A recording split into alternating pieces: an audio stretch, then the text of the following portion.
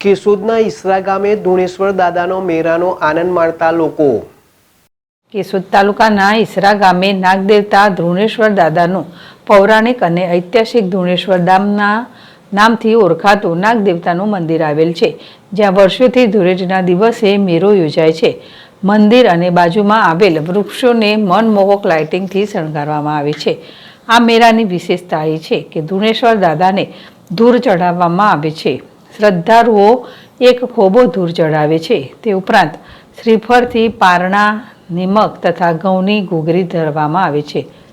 સૌરાષ્ટ્રભરમાં અને જૂનાગઢ જિલ્લામાં એકમાત્ર ધુણેશ્વર દાદાનું આ મંદિર એવું છે, જે આજુબાજુના આશરે 25થી પણ વધારે ગામોના લોકો જેમને ત્યાં પ્રથમ પુત્રનો જન્મ થાય તેને ધૂળેટીના દિવસે ધુણેશ્વર દાદાને 1.25 મણ ઘઉંની ઘૂઘરી ધરાવવામાં આવે છે અને તેની પ્રસાદી લેવામાં આવે છે, તો કોઈ સીમાડેથી ભૂભરતા મંદિર સુધી આવે છે। આ મેળામાં ખાણાપીણીના સ્ટોલ, કટલરી બજાર, રમકડાના સ્ટોરોમાં લોકોને મેળાની યાદગીરી માટે ખરીદી કરે છે, જે ખરીદી કરનારાઓની પણ ભારે ભીડ જોવા મળે છે। ધુણેશ્વર દાદાના મંદિરના લાભાર્થે કાન ગોપી રાસ મંડળીનું આયોજન કરવામાં આવે છે, જેમાં જુદા જુદા ગામોના કલાકારો તથા સેવાભાવીઓ દ્વારા નિસ્વાર્થ ભાવે સેવા આપવામાં આવે છે। તેમાંથી એકઠું થતું ફંડ ધુણેશ્વર દાદાના મંદિરના સેવાકીય કાર્યમાં ઉપયોગમાં લેવામાં આવે છે। મેળામાં અશ્વ દોડ હરીફાઈ પણ આકર્ષણનું કેન્દ્ર બને છે।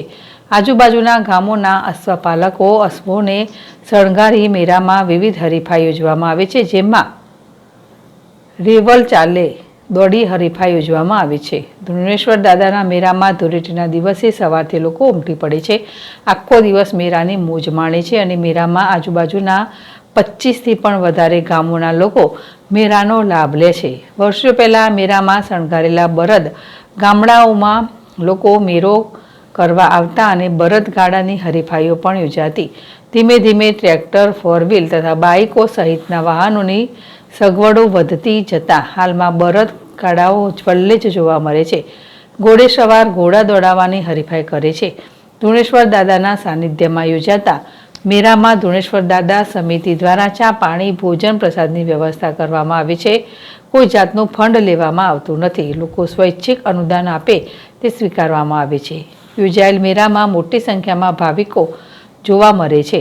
18 વર્ણ, નાત જાતના ભેદભાવ વગર મેળાના આનંદ સાથે ધુણેશ્વર દાદાના મંદિરે ધૂળ ચઢાવી દર્શનનો લાભ લે છે।